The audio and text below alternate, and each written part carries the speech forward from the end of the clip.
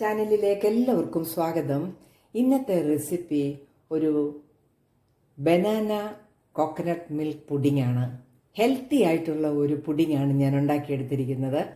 കുട്ടികൾക്കൊക്കെ ഒരുപാട് ഇഷ്ടമാകുന്ന ഒരു പുഡിംഗാണ് ഇത് ഉണ്ടാക്കിയിരിക്കുന്നത്. എല്ലാവരും ഇതൊന്ന് ട്രൈ ചെയ്ത് നോക്കണം. ഇതെങ്ങനെ ഉണ്ടാക്കുന്നത് നമുക്ക് വീഡിയോയിലൊന്ന് കണ്ടു നോക്കാം.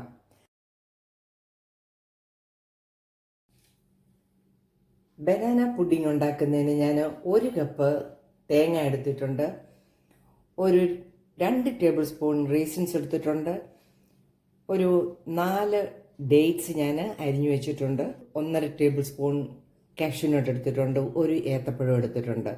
ഈ ഏത്തപ്പഴം നല്ല ചെറുതായിട്ട് അരിഞ്ഞെടുത്തെടുക്കാം. ഈ തേങ്ങയുടെ പാല് 1ഉം 2ഉം എടുത്തു വെക്കാം. 1-ാം പാല് 1 കപ്പ് എടുത്തു, 2-ാം പാലും 1 കപ്പ് എടുത്തു.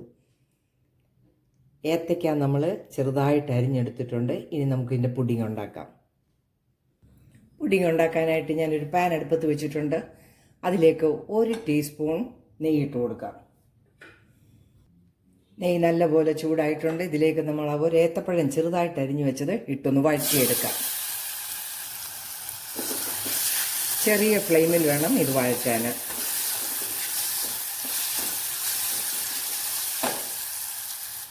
ഏത്തപ്പഴം ഒന്ന് വഴന്നിട്ടുണ്ട്. ഇതിലേക്ക് 2-ാം പാലിൻ്റെ 1 കപ്പ് പാലൊഴിച്ച് കൊടുക്കാം.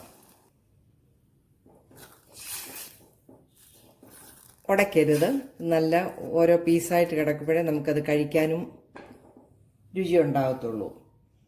ഇക്കൂടെ തന്നെ ഒരു 2 ടേബിൾ സ്പൂൺ പഞ്ചസാരയും കൂടി ഇട്ട് കൊടുത്ത്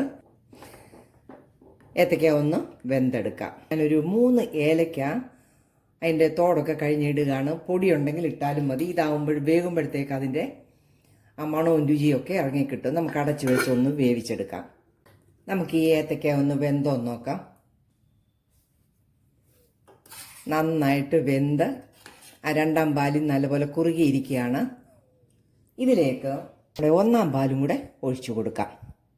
ഇനി നമ്മൾ ചൂടാക്കുകയൊന്നും വേണ്ട. ഇതിലിരുന്ന് നല്ലപോലെ ഒന്ന് കുറുകി വരണം. കുറച്ച് സമയം നമുക്കിതിങ്ങനെ ഒന്ന് അടച്ചു വെക്കാം.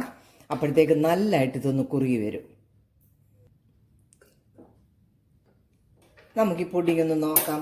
ഏകദേശം ഒന്ന് കുറുകി വന്നിട്ടുണ്ട്. ഞാനൊരു 2 ടേബിൾ സ്പൂൺ മിൽക്ക് പൗഡർ എടുത്തിട്ടുണ്ട്. ഇതിൽ നിന്ന് ഒരു 2 ടേബിൾ സ്പൂൺ ഒഴിച്ച് ഇതൊന്ന് കലക്കി ഇതിലേക്ക് ഒഴിക്കാം. അപ്പം തിളപ്പിക്കേണ്ട ആവശ്യവുമില്ല. നല്ലപോലെ മിക്സ് ചെയ്തിട്ടുണ്ട്. നമുക്കിതിലേക്ക് ഒഴിച്ചു കൊടുക്കാം. നല്ല പോലെ ഒന്ന് ഇളക്കി കൊടുക്കാം. നമ്മൾ മിൽക്ക് പൗഡറൊക്കെ ചേർത്ത് അടച്ചു വെച്ചിരിക്കുകയായിരുന്നു. ഇതൊന്ന് കുറുകി വന്നിട്ടുണ്ട്. ഈ പരുവത്തിലിരിക്കണം. ഇനി 1-ാം പാൽ ഒഴിക്കുമ്പോഴത്തേക്ക് കൂടി പോയിട്ടുണ്ടെങ്കിൽ കോൺഫ്ലവർ 1 ടേബിൾ സ്പൂൺ ഒഴിച്ചാൽ മതി. ഇതുപോലെ നമുക്ക് കുറുകി കിട്ടും. ഞാൻ 2 ടേബിൾ സ്പൂൺ പഞ്ചസാര ഇട്ടിട്ടുള്ളൂ. അവനവൻ്റെ ഇഷ്ടമനുസരിച്ച് മധുരം ചേർത്തോണം. നമുക്കിതൊന്ന് തണുക്കാനായിട്ട് വെക്കാം. നമുക്കൊരു പാൻ അടുപ്പത്ത് വെച്ച് 1 ടേബിൾ സ്പൂൺ നെയ്യ് ഇട്ട് കൊടുക്കാം.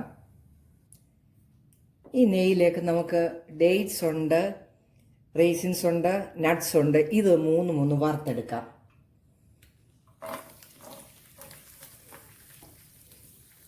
റേസിൻസ് വറുത്തത് കോരിയെടുത്തു. ഇനി നമുക്ക് ആ നട്ട്സ് ഇട്ട് കൊടുക്കാം.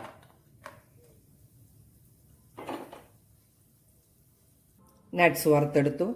ഇനി നമുക്ക് ഈ ഈന്തപ്പഴവും കൂടി ഇട്ടൊന്ന് വറുത്തെടുക്കാം. ഡേറ്റ്സും വറുത്തെടുത്ത് നമുക്ക് ഫ്ലെയിം ഓഫ് ചെയ്ത് കൊടുത്തിട്ട് ഇതെല്ലാം കൂടി ഒന്നിച്ചിട്ട് കൊടുക്കാം. നമുക്ക് ഈ പുഡിങ്ങിലേക്ക് ഇതെല്ലാം കൂടെ ഒഴിച്ചു കൊടുക്കാം. നല്ലപോലെ എല്ലാം കൂടെ ഒന്ന് ഇളക്കാം.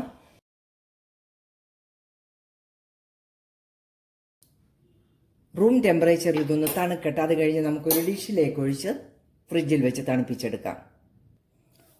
റൂം ടെമ്പറേച്ചറിൽ തണുത്ത ഈ പുഡിംഗ് നമുക്ക് ഈ ട്രേയിലേക്ക് ഒഴിച്ച് ഫ്രിഡ്ജിലൊന്ന് തണുക്കാനായിട്ട് വെക്കാം. ഈ പുഡിംഗ് ഒന്ന് ഗാർണിഷ് ചെയ്യാനായിട്ട് ഞാൻ ഒരു ഏത്തപ്പഴം ചെറുതായിട്ട് അരിഞ്ഞിട്ട് 1 ടീസ്പൂൺ പഞ്ചസാരയും നെയ്യും 1 ടീസ്പൂൺ ഒഴിച്ച് വിളയിച്ചെടുത്തതാണ്. ഇത് നമുക്ക് മേളിലിട്ട് നിന്ന് ഗാർണിഷ് ചെയ്യാം.